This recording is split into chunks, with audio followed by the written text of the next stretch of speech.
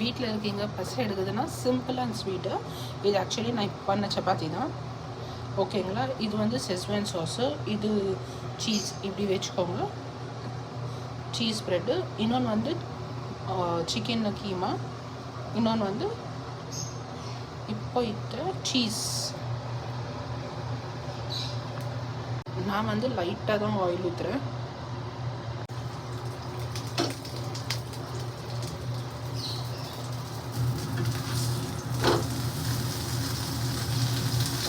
நான் எப்போவுமே homemade cheese தான் யூஸ் பண்ணுவேன்.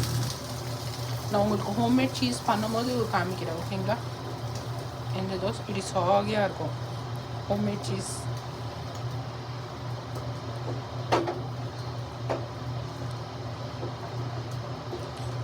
ரொம்ப டேஸ்ட்டாக இருக்கும். ட்ரை பண்ணி பாருங்கள். இது வந்து கீமா. ஓகேங்களா. சிக்கன் கீமா.